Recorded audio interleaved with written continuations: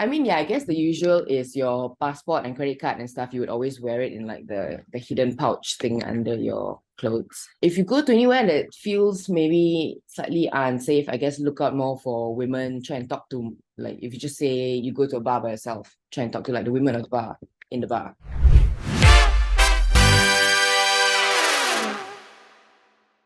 Where are some of the most amazing places that you've been to, La? In my life or In your life? Yeah. Oh, the top of your mind. Iran would be a very unexpected, yeah, that really blew my mind of how hospitable and how beautiful the country was.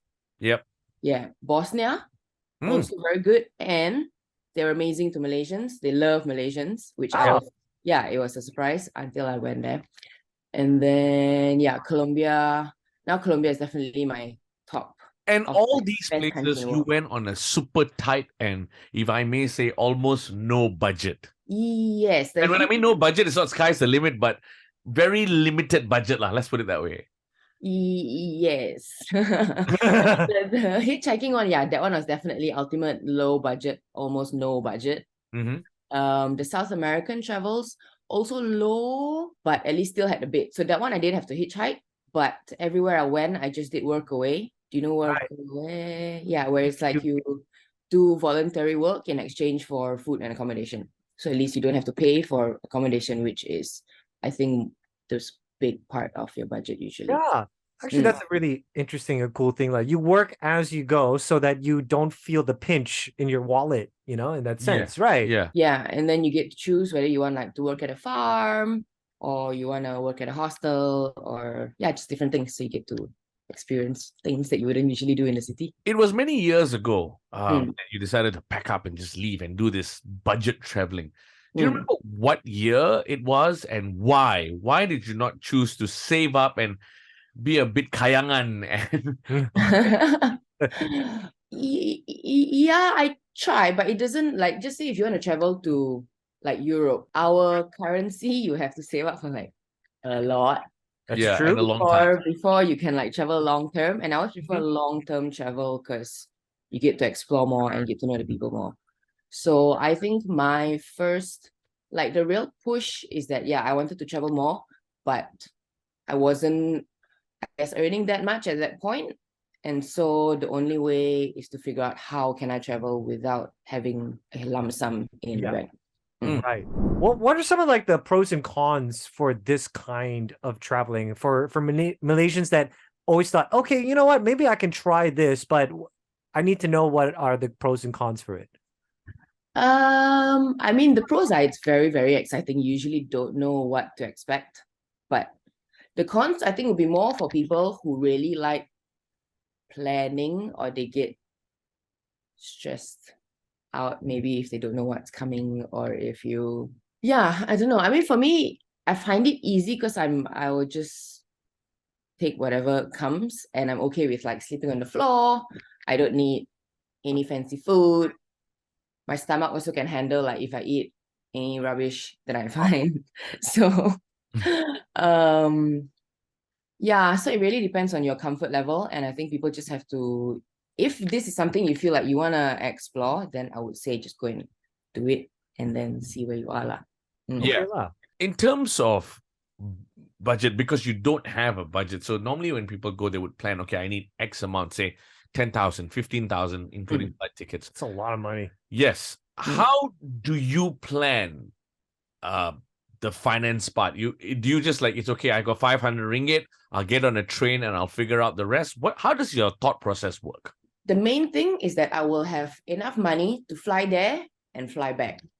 And then whatever budget in the middle. So then from there, I will try and just wing it out. Yeah, as long as possible. Right. And then before the money runs out, if I'm going to fly back, then I'll fly back when my money runs out. Or find ways to, if you can possibly work online, then obviously that's the dream. Yeah, Prem and I are still trying to figure out how we can work away from home. Yeah, take the show with us. Any Malaysian that has now been inspired by your limited budget traveling stories, what's some of the advice that you have if someone wants to jump on this idea as well? Go. Just go. Yes. Okay. Because Yes. you wouldn't know until you go. And I think a lot of people, I would say the fear that you feel is the highest before you go. Once you start already, it gets better. It's like, just say when you want to jump off a cliff into the water, the most you feel is in the beginning, man, when you're like this, like this, like this. Yes. Then once you jump off, then it's fine. So it's the same with traveling. In the beginning, you just like imagine all these things. And once you start, you're like, oh, actually, it's not Okay, that so bad. that's great. That's brilliant advice because if you don't do, you'll never know, and sometimes you just gotta not think and just do, right? Mhm. Yeah. What about tips now that you have experienced it? Do you have any like insights? Like, okay, bring this amount of money, or always carry like a medicine bag, or write in different languages. Your emergency contact. Your emergency, yeah.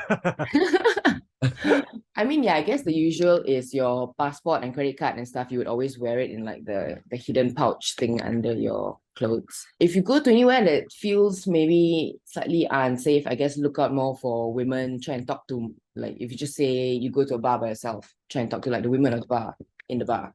And then see if they have anything to say. I don't know, I guess the usual stuff, just like don't walk around alone at night. That's a useful tip, actually. So especially for female travelers, right? Mhm. Because women always watch out for other women, Mm, and they would always want to make sure that that person's always safe, right? yeah. And then they would also know, I guess, more about the city that they're in because they're locals. So Yeah. Where's your next destination? Have you decided, or are you just gonna pack up one day and like, yeah, I'm gonna end up somewhere? Can we come? I mean, Colombia has really, really won my heart over. Like, I've never loved the place so much, Mhm. especially this place called La Ponderosa in the north of Colombia. So ideally, my dream is to go back there. Does that mean the Rose Pond? No.